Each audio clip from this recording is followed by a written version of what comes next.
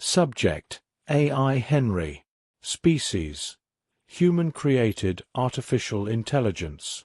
Description: No physical description available. Ship: Not applicable. Location: Classified. Firing solution obtained, Ensign Coplight said. Load the weapon, Commander Helix ordered. Things had moved smoothly thus far. The previous researchers had been pretty far along, and the old tech that they had been using had advanced quite nicely over the years. The issue they had with power draw had been rendered null by modern reactors and circuits. The problem with reloading speeds had been solved by current auto-loading tech. Nearly every issue they had run into was able to be solved by using modern parts and manufacturing. The prototype of the Ultramac had turned out to be a bust, though. We quickly found that it would be faster and easier to build a new prototype than it would be to update the old one, so that's the route we went with. The biggest issue that I thought we'd have was the approval of the A1 weapon integration, but Omega had been right. The Directorate had approved it almost instantly. This approval came with several stipulations, but by far and large they were the same stipulations that US battleships had to follow. The only difference was the addition of a kill switch to the A1 package that could be triggered if the enemy managed to dodge the shot somehow. If the captain of the USSS Nidhogg, or whatever ship we end up building to hold this thing, follows all of the other rules of engagement, then the kill switch won't ever have to be used. Weapon loaded, Coplight said. Roger that. Charge it up, Helix replied. I kept a close eye on the status of the weapon as it charged. The A1 package contained within the slug didn't give off any errors, which means the EM hardening had done its job. A bit overcautious, but a lot of things can go wrong with nuclear nanites, and we weren't taking any undue chances. The A1 package, better known as the Nanyuk, is one of the deadliest weapons of mass destruction that has ever been created. Second only to the Virenastra, the Star Killer. Like the A3 nanobomb, the A1 contains a payload of nanomachines. The primary difference between the two is that the A1's nanites work together to create extremely powerful nuclear blasts. These blasts are often far more powerful than even the A4 Nova bomber. A rudimentary virtual intelligence guides the nanite distribution, but it does so on the fly. Due to this, the best term to describe the distribution pattern is random. It is an exceedingly dangerous weapon, and is more than capable of biting the hand that fires it, as was evidenced by the inadvertent creation of the nanite plague during its development. It hadn't even destroyed the intended target during that incident. Our target now, however, is a lonely planet that is far enough away from anything to avoid the obvious consequences of this test. The Ultramac had been attached to a quick-build station that was just big enough to counter its momentum. The station had been constructed to be as similar to the spinal mount of the USSS Nidhogg as was possible, and rigged for complete remote control. Our staff aboard the station had been evacuated and are all aboard the USSS Galileo, the scout frigate from which we planned to watch the test. The sensors of the Galileo were going to prove invaluable regardless of how successful the test turned out to be. Weapon charged, Coplight said. Prepared to fire, ma'am. Understood, Ensign. Helix nodded as she rose to stand with her hands clasped behind her back. The United Systems has encountered many enemies. The Deluran, with their extreme brutality, which we beat back to their own planet. The artificial intelligences of our own creation who eventually saw the light and returned to the fold. Even our own kin, manipulated by those who desire power.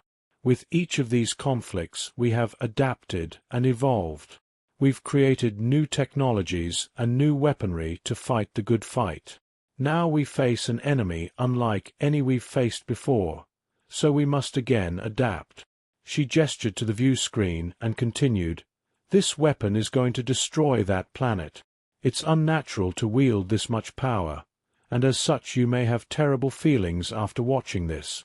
For some of you, it may have already started. But remember, This technology is something we already had. We've already created weaponry that can turn a sun into a fireworks show.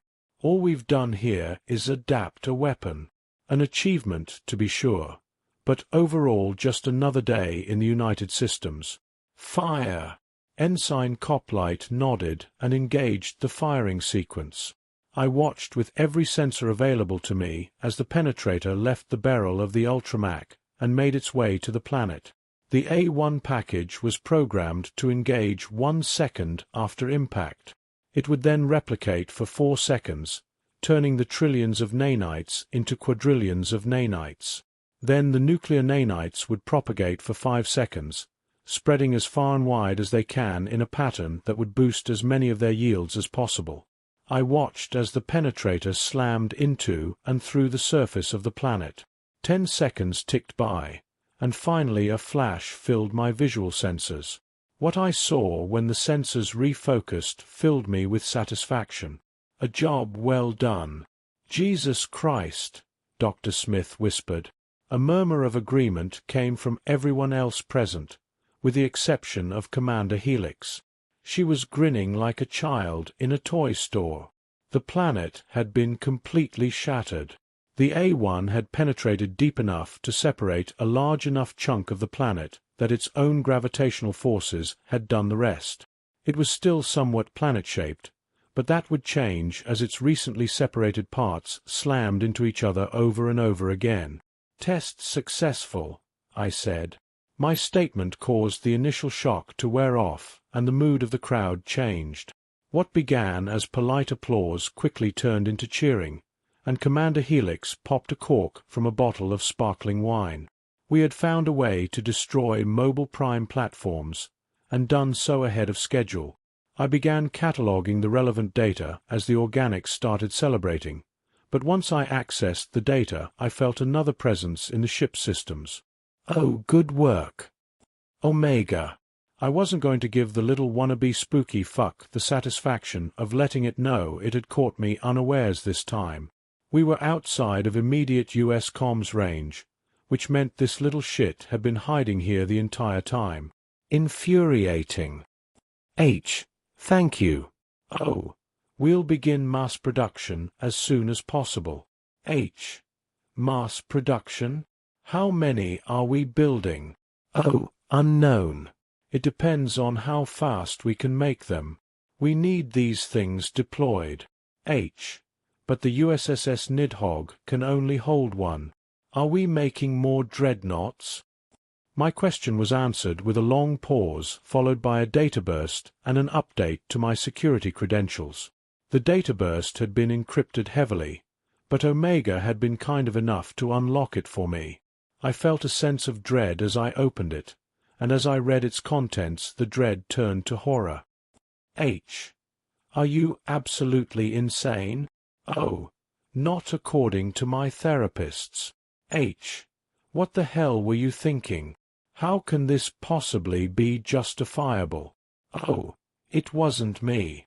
Well, not entirely. The Directorate, some of the military brass, and a secret Senate committee made the decision. I just made it possible. How could they? How could you? This is enough dreadnoughts to completely wipe out the United Systems.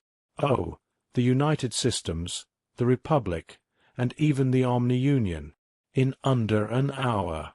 Though, the damage to the galaxy would ensure low odds of anything else surviving. Why? Oh, a backup plan, in case the USSS Nidhogg ended up destroyed by some hostile xenocidal entity. And now, it's going to be our saving grace. My entire perspective had been flipped. The United Systems had commissioned 90 dreadnoughts, built them in secret, and was secretly maintaining them, just in case. 90 star-killing ships were just sitting in space guarded by 6. Ridiculous. Unacceptable. I'd like to tender my resignation. Oh, you're under contract. Plus, even if you are allowed to resign, I wouldn't allow you to continue working on our little project. Fuck you. How dare you bring that up now? Like ensuring you're less dangerous is some sort of carrot tied to the end of a stick. Oh, that's not what I meant, Henry. You have work you want to accomplish, and you can't do that if you resign. I could go work for the Republic. At least I am blissfully ignorant of whether or not they're planning on destroying the galaxy. Oh, we're not planning on destroying the galaxy. The Dreadnought Reserve is a worst-case scenario that shouldn't even be a surprise at this point. Also, the Republic wouldn't hire you. They'd be afraid of reprisal from the United Systems if they did. Every word of Omega's last sentence filled me with rage and sorrow. Looking back at everything that had happened in the history of United Systems, he was right. It shouldn't be a surprise that they would have a backup plan like this.